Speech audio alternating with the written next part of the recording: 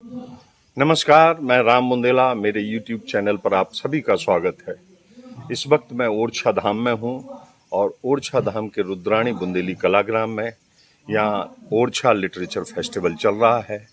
और आज जो सुबह का सेमिनार है उसमें सिनेमा में हिंदी भाषा का बनता बिगड़ता प्रयोग और उसी भाषा पर ये सेमिनार चल रहा है, जिसमें हमारी बड़ी बड़ी विभूतियाँ मुंबई से आई हुई हैं। डॉक्टर चंद्र प्रकाश द्विवेदी जी जो पद्मश्री हैं, बहुत सारी फिल्में लिखी हैं उन्होंने, बहुत सारी फिल्में निर्देशित की हैं। अभी उनकी पृथ्वीराज आई थी जिसको बहुत सारा अच्छा बुरा सहना पड़ा। हमारे राजेंद्र गुप्ता जी हैं जो वरिष्ठ रंगकर्मी हैं, लेखक हैं, अभिनेता तो बहुत अच्छे हैं। चिड़ियाघर था आप सबने देखा होगा और लगान में उनका यादगार अभिनय था।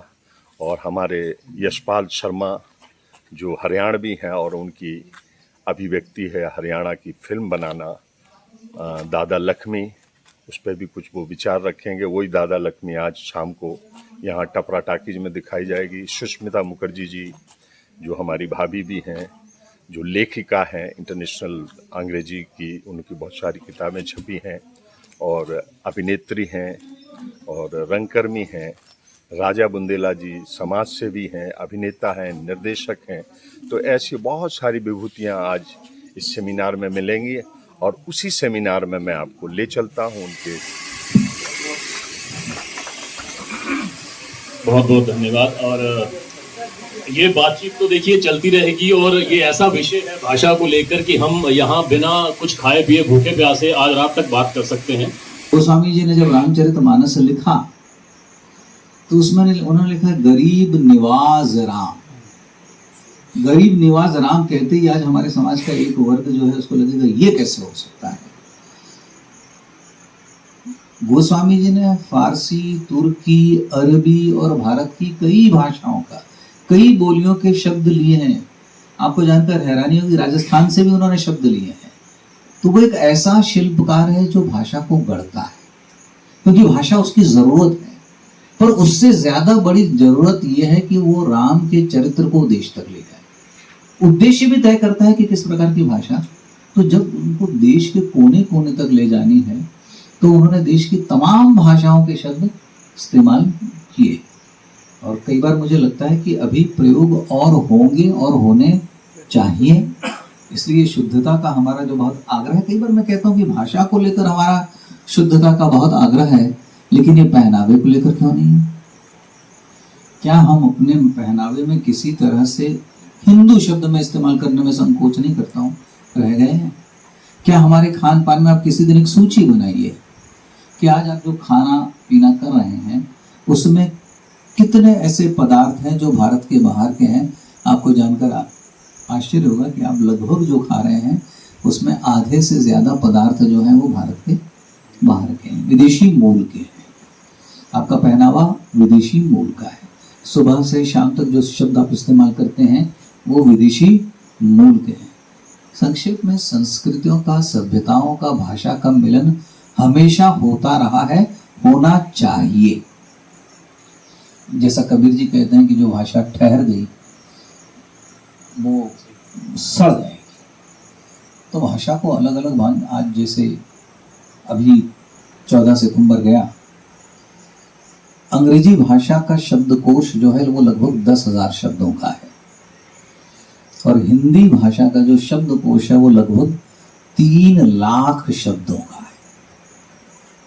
कहाँ 10,000, कहाँ 3 लाख। लेकिन ये समृद्ध क्यों हुआ? क्योंकि हिंदी ने सभी को अपनाया है। आज भाषा की शुद्धता को लेकर, और जब मैं शुद्धता की बात करता हूं तो संस्कृत निष्ठता को लेकर, कि भाषा बहुत संस्कृत निष्ठ होनी चाहिए। मैं हैरान हूं कि ऐसा क्यों आग्रह होने लग गया है। तो मैंने प्रयोग करके देखा था पृथ्वीराज में, जो वापस असफल हुआ कि क्या इश्क गुनाह है। तो हमारे समाज का एक बहुत बड़ा जो घटक है उसको लगा कि ये उस समय की भाषा नहीं है, उर्दू उस समय की भाषा नहीं है, फारसी उस समय की भाषा नहीं है। लेकिन एक सामान्य ज्ञान का अभाव है कि हिंदी भी उस समय की भाषा नहीं है। जो हिंदी का आग्रह रखते हैं। हिंदी भी उस समय की भाषा नहीं, हिंदी का डेवलपमेंट बहुत बाद में है, उसका जो पूरा विकास हुआ है, जिस प्रकार के हम हिंदी बोलते हैं वो। मुझे जिस बात की हैरानी हुई कि हमारे देश के रामायण के विद्वानों ने इस पर क्यों नहीं लिखा कि इस देश में 300 रामायण है। फादर कामिल बुल्के की राम कथा यदि आप एक बार उस पर दृष्टि डाल लें तो आपको इतने अंतर मिलेंगे जिससे आप विध्वंसक हो सकते हैं, आपके मन में क्रोध हो सकता है, हिंदी क्षोभ हो। सिनेमा में हिंदी नहीं है, हम एक खिचड़ी किस्म की भाषा का वहाँ प्रयोग करते हैं। लेकिन मुझे यहाँ पर याद आता है कि भाषा को लेकर एक बहुत बड़ा दुस्साहसिक प्रयोग किया गया था फिल्म लगान को लेकर। लगान का जो पृष्ठभूमि थी, राजेंद्र गुप्ता साहब आप उसके पार्ट थे फिल्म के। मुझे लगता है पढ़ता भाषा क्या करती है, आपको एक रियल बैकग्राउंड देती है, आपको एक सेंस ऑफ बिलोंगिंग देती है। जो हम लोग शहरी, आप सोचिए ये भाषा अगर उसमें इस्तेमाल की होती तो वो कहानी, वो फिल्म किसी भी एक एरिया को बिलोंग ही नहीं करती। बिलोंग नहीं करती तो उसके पूरे उस पर ही क्वेश्चन आ जाता है, बिलीवेबिलिटी पे, क्रेडिबिलिटी पे। और जिस तरह से उसको प्री इंडिपेंडेंस अंग्रेजों के राज्य में उसको कंसीव किया गया था फिल्म को, उसको एक पर्टिकुलर भाषा, एक पर्टिकुलर प्रदेश, जो वो भी हालांकि रियल ना होके फिक्टिशियस था, काल्पनिक था वो शहर, गांव जो बसाया गया, मगर फिर भी देखते देखते आप और हम सब जानते हैं कितना क्रेडिबल, कितना बिलीवेबल लगता था वो। तो कहानी को कहने के लिए किसी भी एक जो हमारा बैकग्राउंड लिया जाता है तो फिर वहाँ की वेशभूषा, वहाँ के भाषा, वहाँ का रहन सहन, वहाँ की सज्जा, आर्किटेक्चर, उन सब का ध्यान तो रखना पड़ेगा, तभी वो टोटल मिला के क्रेडिबिलिटी।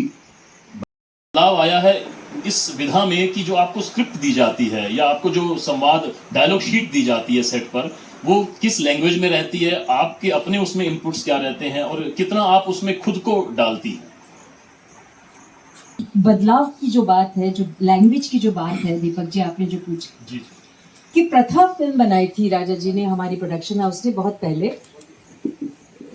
जब वो फिल्म बनी, हम श्रृंगार फिल्म्स में गए थे, अब तो नाम बोलने से भी कोई फर्क नहीं पड़ता।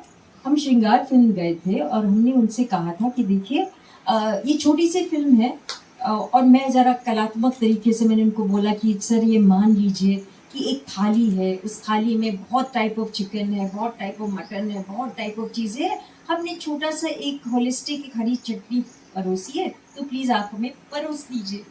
तो सुने, मुस्कुराए और बोले एक्चुअली प्रॉब्लम ये है कि हम चाहते ही नहीं है कि आपकी हरी चटनी जाए बाहर, क्योंकि अगर आपकी हरी चटनी जाए बाहर, क्योंकि तब रूप की रानी वगैरह बहुत सारी फिल्में बन रही थी, तो फिर हमारा ये सब जो हमने परोसा है कौन खाएगा।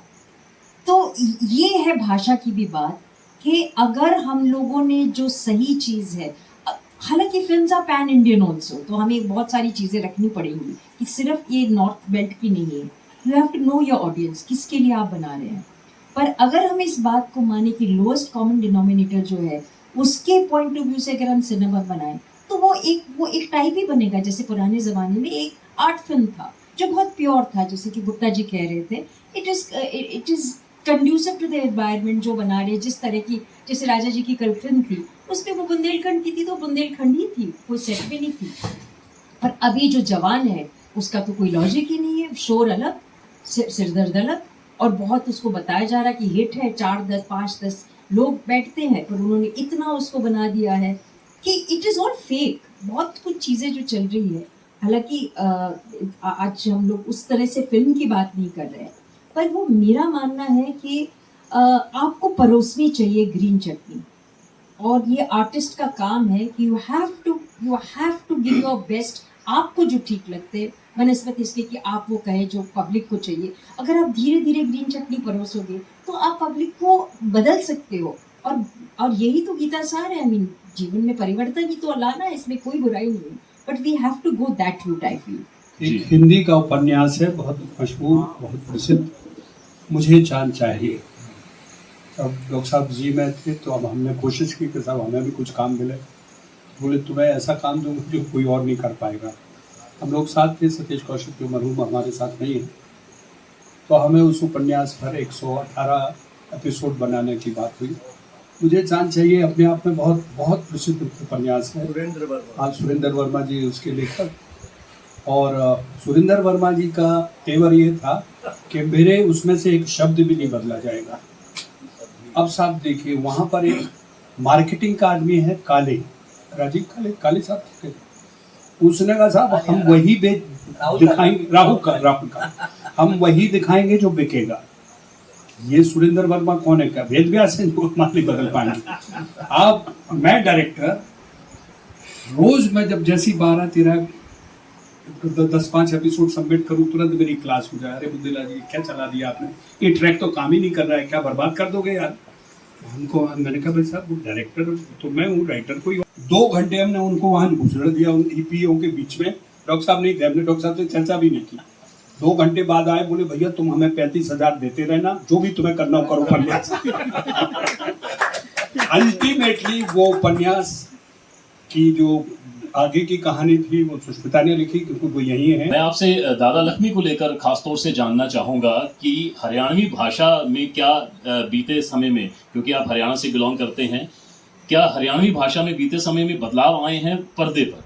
पर्दे की भाषा क्या वहाँ बदली है? और दादा लक्ष्मी का जब लेखन और इस प्रकार की भाषा पर्दे पर आ रही थी तो उसे लेकर क्या चुनौतियाँ आपके सामने थी? जी नमस्कार सबको। एंड जो सबसे बड़ी कमी जो थी पिछले दिन, जब तक मैं दादा लक्ष्मी से पहले के सिनेमा की बात कर रहा हूँ, टेक्निकल बहुत वीक थी सारी फिल्म। टेक्निकली बोले तो हर पक्ष, मतलब कॉस्ट्यूम, सेट, जूनियर आर्टिस्ट, छोटे रोल, कास्टिंग और कैमरा, एडिटिंग, सारे जितने भी पक्ष थे वो बहुत कमज़ोर थे। और मुझे मतलब ये मुझे मालूम था कि हरियाणवी फिल्म में अगर हरियाणवी सब्सिडी चाहिए या हरियाणवी का कुछ वो चाहिए तो हरियाणा का ही सब कुछ होना चाहिए, वो जो कि मैंने किया। सिंगर और म्यूजिकल फिल्म थी, सिंगर और एक्टर सारे हरियाणा के, लोकेशन हरियाणा की, लेकिन जो टेक्निकल पक्ष था वो सारा का सारा मैंने श्याम बेनेगल के एडिटर असीम सिन्हा, उन्होंने एडिट किया। प्रकाश झा के हमारे जो आज इंडस्ट्री के जयंत देशमुख जो आर्ट डायरेक्टर हैं, उन्होंने आर्ट डायरेक्शन किया।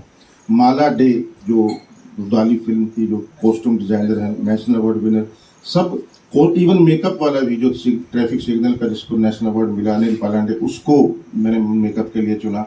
तो जितने भी कैमरामैन जिसको अभी नेशनल अवार्ड मिला है बंगाली फिल्म के लिए, वो कैमरामैन सुप्रतिम बोल। तो सारी जो टीम थी इतनी स्ट्रॉन्ग थी। उत्तम सिंह जी का म्यूजिक था, म्यूजिक डायरेक्टर थे, बैकग्राउंड म्यूजिक भी, और साउंड डिजाइनर भी विस्लिंग वुड के एक बड़े पास आउट थे, उन्होंने किया। तो सारा ये पक्ष जो था, और इसकी वजह से ही जो फिल्म है वो बहुत स्ट्रॉन्ग बनी और बहुत बड़े लेवल की लग रही है। मतलब ऐसा वास्ट लेवल हो गया है उसका, एक रीजनल की बजाय। क्योंकि जिसने भी देखी है ये फिल्म, जितने भी बड़े बड़े, चाहे आशुतोष तिवारी कर रहे हो या वो कोई भी डायरेक्टर, कवियों ने बहुत देखी। कम से कम 130 कवि और साहित्यकार आए थे दिल्ली में देखने। उनके भी सबके यही विचार थे कि ये रीजनल सिनेमा नहीं, ये इंटरनेशनल सिनेमा है। और भी कई तरीके के इसको जिस तरीके का मिला। बस अगर मैं बात करूं उसका कम बैक की, तो वो अगर आप ओवर बजट जाते हो, जैसे कि मैं गया हूं, क्योंकि मुझे एक सनक थी कि चाहे कुछ भी हो जाए, इसको एक लैंडमार्क बनाना ही है। लैंडमार्क मतलब कि सिनेमा कैसे बनता है, मैं अपने हिसाब से, क्योंकि मैंने सिनेमा कभी पढ़ा नहीं है, तो कभी मैंने ट्रेनिंग नहीं ली है, तो जितना मैं जानता हूँ उस हिसाब से, क्योंकि मैं जब भी कोई फिल्म देखता हूँ तो मुझे कोई फिल्म क्यों कलेजे के अंदर चली जाती है, कोई की बिल्कुल ऊपर से निकल जाती है, सूखी सी लगती है, क्यों, उसके रीज़न क्या है। तो इसका मतलब है कि हम जो बेसिक जो कंटेंट है, जो कहानी या उसकी मर्म है, हम उसको छोड़ करके कई बार ताम झाम में ज़्यादा फंस जाते हैं।